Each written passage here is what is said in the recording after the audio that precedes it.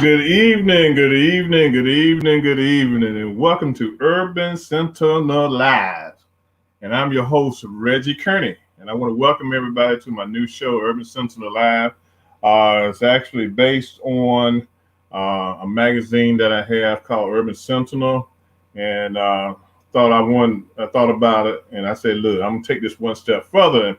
And so the whole idea of doing this show is to highlight those individuals that I've done articles on in my magazine.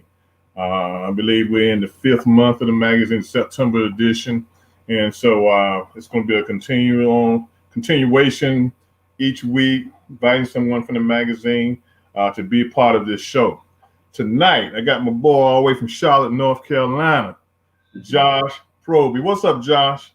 What's going on, man? What's going on? Thank you for having me, man. Thank Thank you. you, man. It's all good. Just give you a little background. I met Josh last year.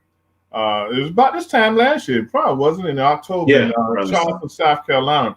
I was a keynote speaker at a men's business conference, and we did have some women there. So women don't get mad. You were represented too, but it was just focused on business and what I'm doing, and I was just trying to impart a couple little nuggets I had in my back pocket upon the people that were at the conference. And it was a great conference. I met Josh there, and I was taken back by this young man because of what he was doing then. Okay, now what he was doing then compared to what he was doing now, he had just got started. Now he is making all kinds of waves, and I say, you know, what better person to have on the show than to have Josh, because Josh was my first cover on my magazine, Urban Sentinel, and I said, hey, I'm gonna go with the first person I had. I'm gonna go with Josh. So Josh, I want to welcome you again to the show, and I want you to just give our listeners a quick background check on you. You know, tell them something about you. First and foremost, I want to say thank you to the man, coming across him and meeting him when we were in South Carolina. And just, being able to see the dialogue from one who served and then a black judge, okay, So, man. a black judge. Um, Mm. so that was just a blessing in itself. That right there, and then from there, being able to build a connection and giving me the opportunity on your platform. So I'm grateful for that as well. I'm Joshua Proby. I served 12 years in prison for a crime that I did commit. There is no justifications. There is no way around it. I did commit the crime in which that I did, and I was sentenced to 12 years in prison. It was at that point in time that so many different things have transpired into my life that has created a change. I think the biggest thing that changed my life was being in solitary confinement for 2 years.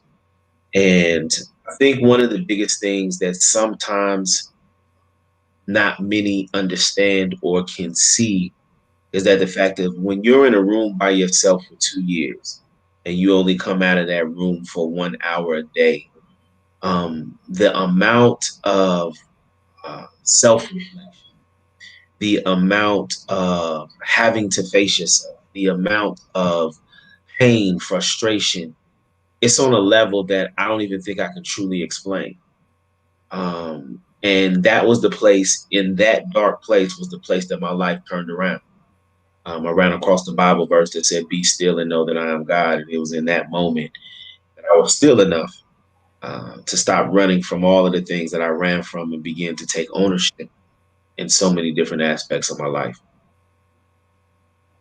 Good. But, man, I tell you, people, when you listen to his story, it's like, it's so awesome. It's so awesome. I was so taken back by his story in Charleston, South Carolina, that I was just saying, look, man, we went out in the lobby and talked for a few minutes. I said, look, you got to take this to our young people. You got to go out in the community and talk to these young guys and gals and let them know what's up. Tell them your story. Don't hold your story back. If you see me looking around, I was looking around because Josh has a book out, okay? I want to plug his book too. I might have to get him and move for a minute and go get the book because I know I can see where it is. I just can't reach it. But he's got a book out. Now, this young man has written a book, okay? Tell us something about your book, Josh. From prison to spiritual peace.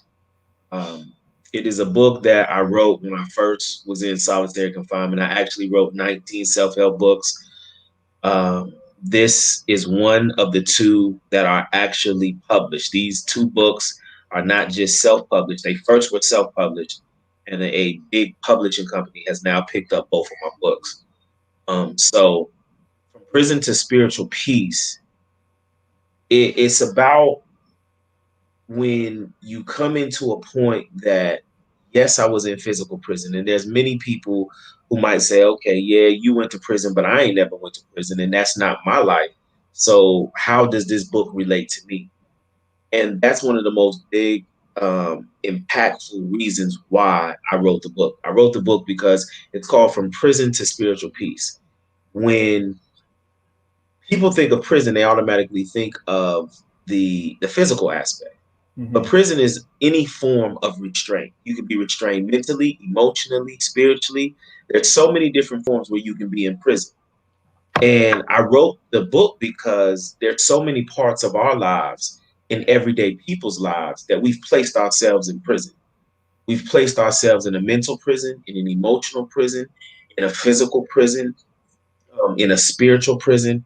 And it gives that perspective of so many different situations because I was in prison to my family. I was in prison to relationships. I had no idea how to build them, to cultivate them. I was in prison. And there are so many people on an everyday basis who are in prison who are restrained in a certain aspect of their life because something traumatic has happened to them. And when something traumatic happens to you, you get to a state in your life where you become imprisoned towards that specific thing.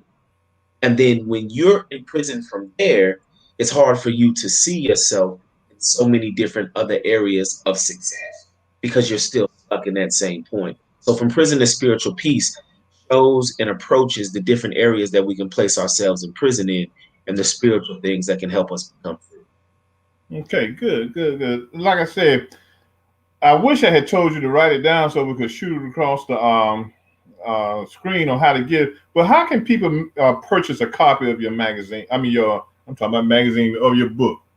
The book right now, you can still get it on my website, www.joshuaproby.org, or you can get it on Amazon. It is available on Amazon Books. For the time being, the beginning of next year, the publishing company will be launching it off. You can get your hardback, softback, and it will be sold internationally. So I'm excited, super excited about that.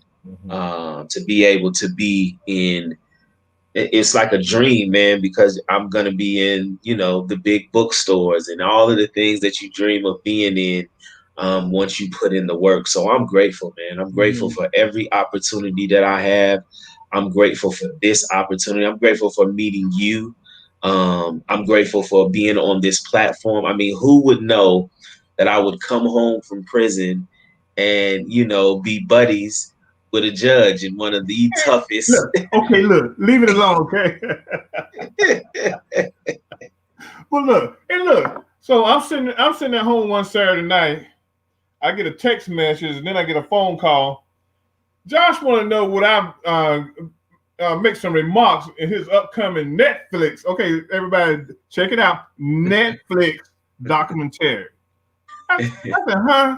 Okay, yeah. I said, why you pick me, man? I don't know what to say, But I feel it's an honor for him to call me and ask me would I, be so kind to give some words, and talk to the people when they start working on his Netflix documentary.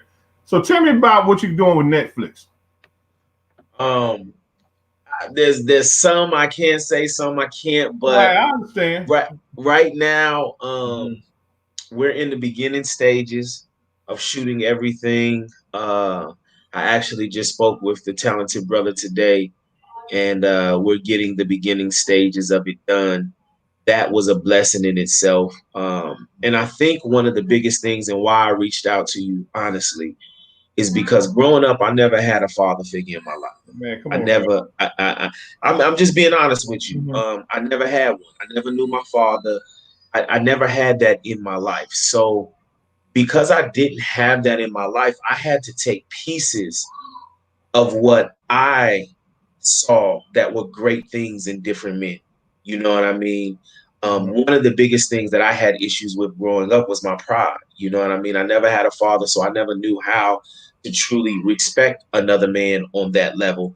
But after the renewing of my mind and God started placing me around these individuals, I was able to call you, and get advice, and you would say, hey, and all of these just different things from Coretta to all the way down the line, people who just came into my life and showed me, a different way. And it humbled me, man. It humbles me today to know how hard you went, to get to where you're at and to still have a sense of respect, regardless of where I come from, and say, hey, man, I admire what you're doing. Hey, what you're doing is good. And it just humbles me even more. And I'm grateful. I'm grateful for the opportunity, and the Netflix opportunity is a blessing. And as I tell so many different people, as you watch it, it might be talking about Joshua Proby, but it's not about Joshua Proby. It's talking about Joshua Proby, but it's really in igniting the life in so many other people just through my story. So as you look through my story, it's all about the testimony. And I refuse to be silent. I refuse to be quiet. I refuse to not tell my story, because my story is the reason why I am who I am. And I think that there's so many people who look like me who need to know how to speak and maybe just don't know how. And that's what the documentary is all about. The documentary is about showing the difference between systems and helping people create their own. Okay, good, good, good. Now, for my listeners, this young man, he's all over Charlotte, North Carolina, okay? And we've got a very important election coming up in November, and I think down in North Carolina now they've started the mail-in ballots, and another couple of weeks they're going to be starting, early voting. And what I've seen is that Josh is really working hard in the community in Charlotte to make sure the people of Charlotte, North Carolina, are galvanized, and he's pushing them to go out and vote, getting them registered and stuff. So, Josh, tell me something about your T-shirt you got on. Tell me what you're doing down in Charlotte right now to get people woke, so they'll go out and vote, because North Carolina is a very important state that Yeah. has to be taken away from that guy in the White House now. So tell me about what you're doing. Yeah, well, I'm telling the truth. Can't call his name. So tell me. See, that's my president behind me. You see, that's my Yeah. president behind me. But look, tell me about what you're doing down in Charlotte right now. I'm glad that you used the word woke, because the president of the NAACP here, Miss Corinne Mack, she loves that word woke. But she gave me the opportunity to be the chair for the criminal justice for the NAACP here in Charlotte. And with that opportunity, there comes a lot of learning curves. There comes a lot of disagreements. There comes a whole lot of a lot of things. You know what I mean? But I'm grateful for the opportunity to be speaking about the importance of voting. Because as a felon, I didn't know that I can vote until I was educated and understood that I can in North Carolina. You have that right. So the NAACP, the Snow Legal Group, Microsoft, so many different people have teamed up with Peace for Poverty, which is my nonprofit, to help push the initiative of Go Vote. The NAACP has already been doing the groundwork for years, way before I even came along and gave me the opportunity to team up with them. The shirt that you see here, My Vote Has Purpose, is my shirt line, in which that I've teamed up with the NAACP and given proceeds to the NAACP, for every shirt that's purchased, because your vote has purpose. Your vote, your voice has purpose. And we have to understand that outside of the politics of so many things, the confusion of so many things that is going on in our world today, we have to remember of the blood, the sweat, and the tears that was given just for us to be able to have a voice. So at the end of the day, when we have an opportunity to have that voice, to speak, to be bold, then we have to do that. And we can't get caught in the politics of things that discourage us and try to turn us away from or make us feel like our vote doesn't matter. Because if it didn't matter, then they wouldn't be trying so hard to suppress it. So at the end of the day, we just have to collectively, come together, realize that our vote has purpose. And this past week we had an event, and it wasn't to my liking or the turnout to my liking. But a brother had to remind me and tell me, he said, "You're doing the work and you have purpose. Because you have purpose, the 15 people that register, those can be the 15 people that can change the vote." So when I looked at it from that perspective, I realized that it's not necessarily always about the number. Just as long as you are doing what you're supposed to be doing, and getting out and doing everything you can to do the work, then that's all that matters. I'm from. I don't know if I ever told you this. I'm originally from North Carolina myself, born, bred, and raised in North Carolina, right outside of Raleigh, North Carolina, and so I tend to do keep up with politics in North Carolina. My mother's still living, and I still have a lot of relatives down there.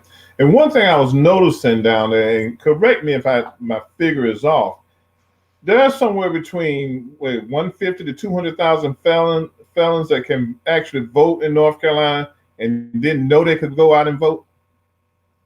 Yes, there's a large number, very Uh-huh. large number, of felons that Mhm. they're not aware. And I'm glad that you brought that up, because Mhm. if you look at sometimes what changes votes, we talking about 300 votes, we talking about 200 votes, we talking about 100 votes. Sometimes we talking about 10 votes that can change the outcome of who the leader is.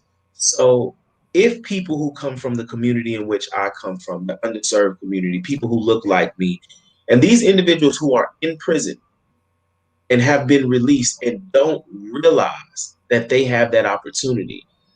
There was at least 5 guys that signed up just past week that when I was walking through the neighborhoods and building with, they was like, man, I can't vote. I'm a felon. And I'm like, yo, I just did 12 years. Yeah, you can. And it's very important that we're specific about what it is. It's not only that you're released, but you're not on papers and you don't owe anything of or court. And 9 times out of 10, if you served a significant amount of time and you've been free for at least a year, then you're fine, you know. And not it doesn't even have to be a year, because you can get out free and not be on papers or anything because you served your time to the fullest extent. But it's just about educating our people and allowing us to understand that, hey, don't put the strike against yourself that doesn't have to be there. You know, allow your voice to be heard. And again, most individuals, it's just that they don't know. And then secondly, it's that people aren't coming to them to inform them who come from where they come from. It's hard for people to receive something, especially if they feel turned off or feel like you don't understand where they come from. I can understand that. So, are you making headway with your committee in Charlotte as far as getting around and getting these ladies and gentlemen round up so they can register to vote and letting them know that, hey, because I'm thinking that when is the last day to register in North Carolina? I believe it's October 3rd. Okay, October 3rd. that sounds about right because I think everybody's cutting I off believe it's then. October 3rd. Yeah. Okay. Well, man, I want you guys to go out there and work hard and get these guys and girls, get them registered, man. Vote is a powerful thing. Okay, Mhm. it's a powerful thing, and I think a lot of times we don't realize how powerful our vote is. And Mhm. I mean, even in Maryland, where we're a blue state, the vote is still important. The numbers. You need to put the numbers out there and let them know what the people did and Mhm. everything. So let me tell you. So one night I looked on there, looked on your Facebook page. You stand out there fussing the mayor of Charlotte out. So tell me something, brother Josh. Do you have any political plans in the future? Do you want to serve the people in Charlotte, Hey, North Carolina? In hey, I'm gonna be all the way honest with you, man. uh, Absolutely not, man. That's not that's not my lane. I do uh-huh, not like politics. I do mhm, not like political. It's the part that rubs me the wrong way in a lot of mhm. aspects when it comes to politics, man, is that I'm a straight shooter. You Okay. know, I call it how I see it. I say how it is. And in politics, man, they tend to be one way in front of you, and then they go around the other person, and then they this way in front of them. And you know, in the streets or coming from where I come from, that's two faced. You know, and and I don't sit well with that. Mhm, You know, I have to be very direct about what it is. If it's something I'm doing wrong, if it's something you're doing wrong, we should be able to address each other in that aspect and keep it going. But politics, absolutely not. But I will call out. I'm not afraid to call out nonsense. You mhm, know, if something is nonsense and something isn't right. And the reason why I look at that is because in me serving 12 years in prison, one of the main words that I heard over and over and over and over again was ownership. mhm, Take ownership. You mhm, need to take ownership for what you did. You need to. So after a while, initially I was upset because I never took ownership in my life. You know, I was always running here and there, doing this and that. But when I finally took ownership, I realized the importance of taking ownership of something that I may have done wrong. And I hold those who have been elected to a certain office, I hold you to a higher standard, especially for ownership. But when you have this position and you have a duty to serve, and you're not taking ownership for the things that you're either not speaking up about, or that you're just lacking in and don't want to accept the fact that you're lacking in, then now I find it hard for me not to address you, because if I commit a crime and I do something wrong, the first thing you're going to say is take ownership. mhm, So I hold you to a higher standard because of what you've been elected to by the people, mhm. to be able to address individuals from a sense of ownership. And I Mm-hmm. think that that's what we lack in a lot of power positions and political positions. The fact that not many want to take ownership. So it becomes party over where I have to step in and say something. Mm-hmm. Okay. Okay. So where do you go from here? Where do you go from here? Oh man, uh, wherever God takes me, man. I Mm-hmm. think as long as I remain humble, I think that's one of the biggest things. I think that's what my mom, that's what my wife, that's what so many people around me are constantly reiterating. Be humble. Mm-hmm. Stay humble, Josh. No matter what you do, stay humble. Stay humble. And people say it all the time, and people will get in front of the camera and people will get in front of stuff and say, oh, well, I'm humble. But at the end of the day, sometimes I gotta get that check because sometimes Mm-hmm. I might go from 0 to 1,000 and think that I'm here and need to be brought. Mm-hmm. You know Right. what I mean? And I'm not afraid to say Mm-hmm. that. And I Mm-hmm. think that's one of the biggest things when it comes to every walk and every step that's been ordained by God for me is that the fact that I'm not afraid to be honest when I've went too far. Mm-hmm. And I'm not afraid for people to let me know and say, hey, yo, Josh, chill Mm-hmm. out. You're doing a little too much. Hey, yo, Josh, you're doing this. Because sometimes there are certain aspects in my mind that kick in that say, and make me feel like I deserve certain things. Mm-hmm. And in reality, nothing has to be given to me. All of it's by the grace of God. Mm-hmm. So it's not me being holier than thou because sometimes I feel like, hey, I'm that dude, you Mm-hmm. know? But at the same time, there's certain things that have to say, hold on, wait a minute. Nah, you're not Mm-hmm. that.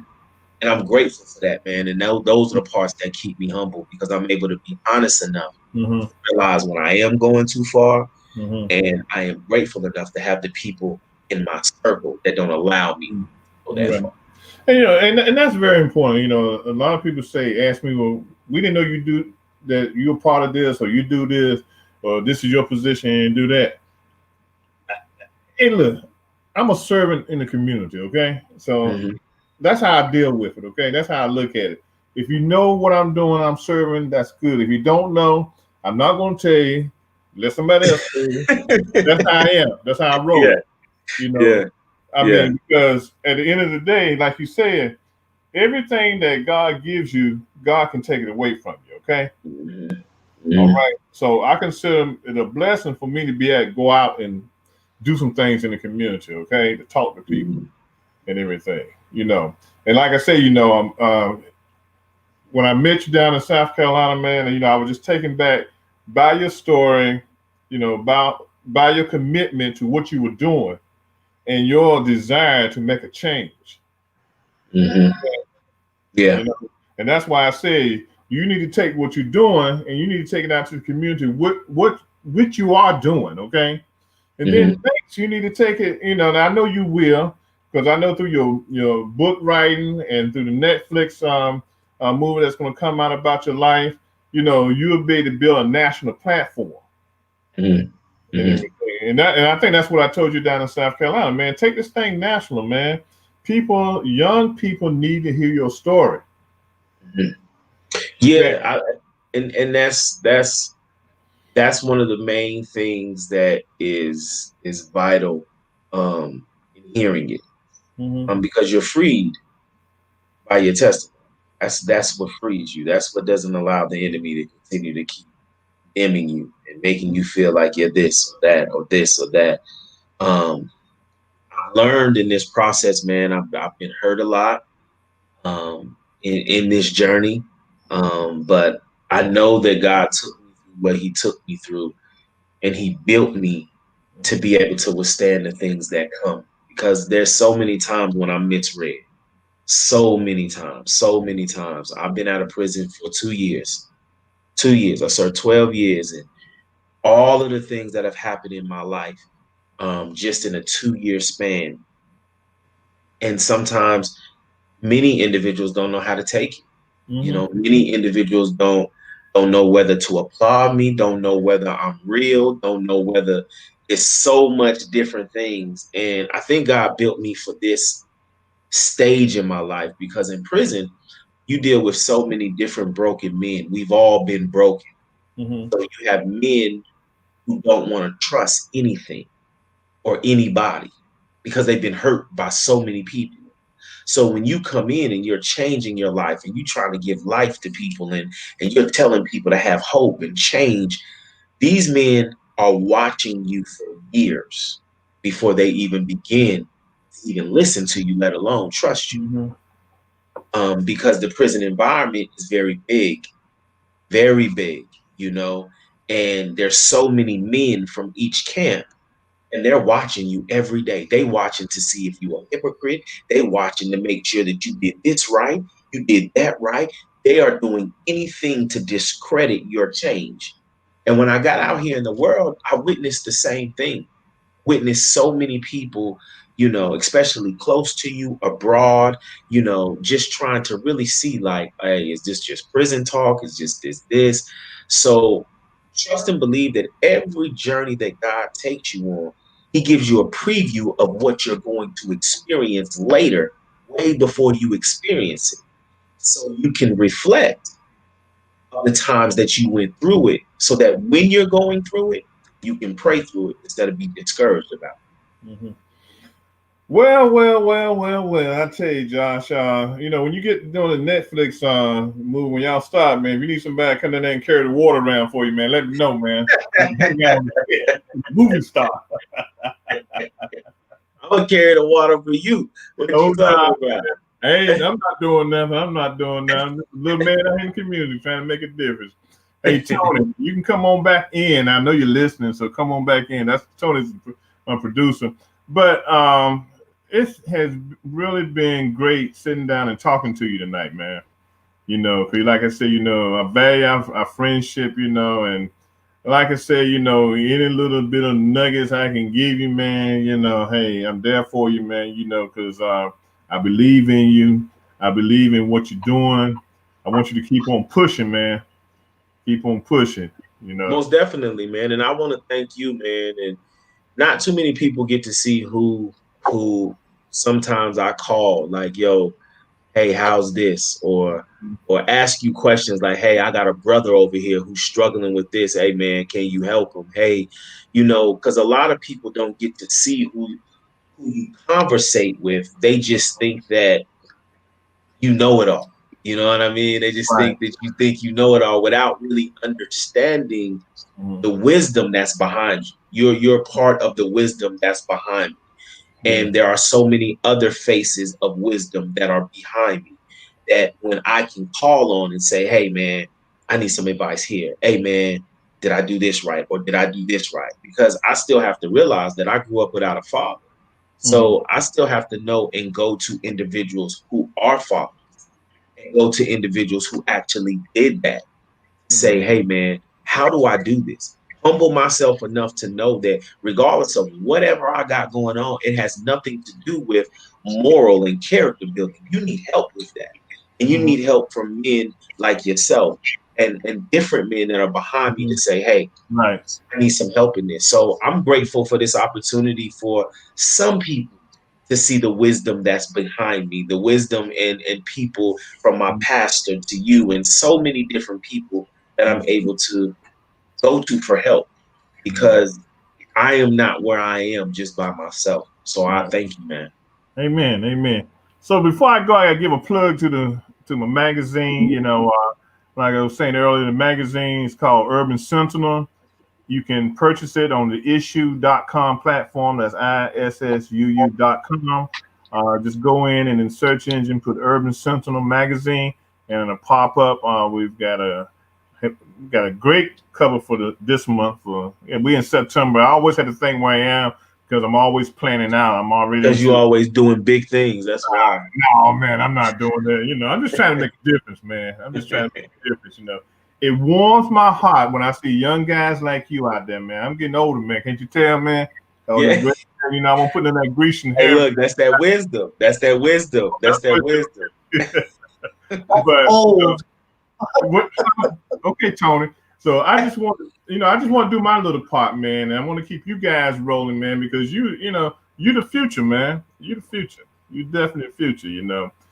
So like I said, people, go to issue.com. You can pick the magazine up there for $5. You know, please support the magazine.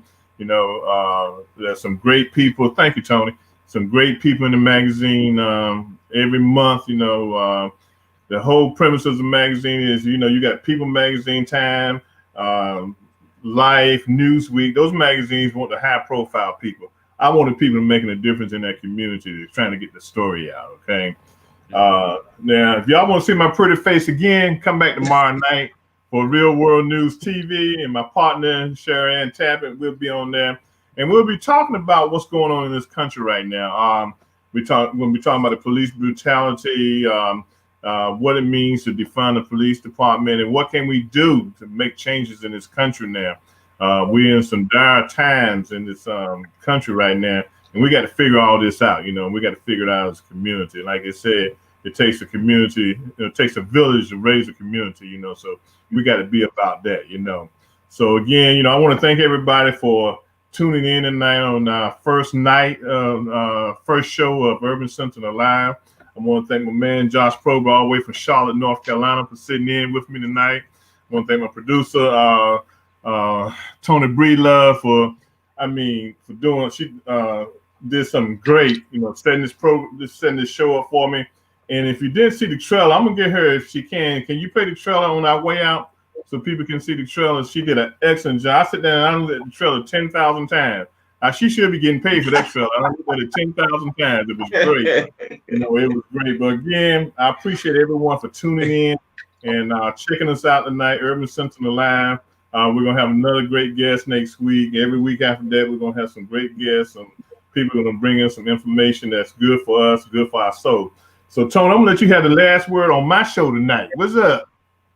Wow. Well, first, I want to thank everybody who has tuned in for the premiere of Urban Sentinel Live with Reggie Kearney and our special guest, Mr.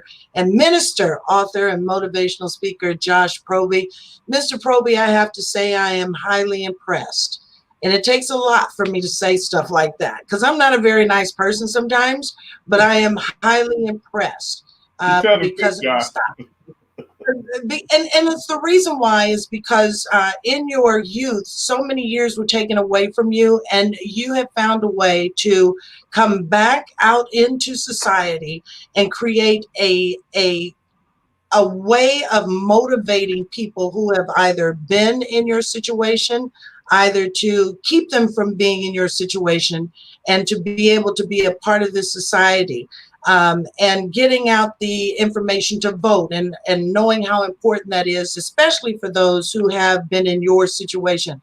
So I am highly impressed, and I can't wait for the documentary to come out because I will be in full support. So thank you, sir. Much. Thank you guys so much. I truly appreciate your time. Thank you. Thank you for the support. I truly need it because sometimes, boy, it can get real, boy. It can get real. So look, man. Tell your wife how to get a little baby kiss for me and everything, man. I will. Doing that thing as a father. I know your wife is proud of you. I know the community is proud of you. Just keep on keeping on, man. That's what I want you to do. For sure, man. All right. So again, you've been tuned in to Urban Sentinel Live, the show with Reggie Kearney, with our special guest, Josh Proby. Go on out and purchase his book, From Prison to Spiritual Peace. You can find it at www.joshuaproby.org.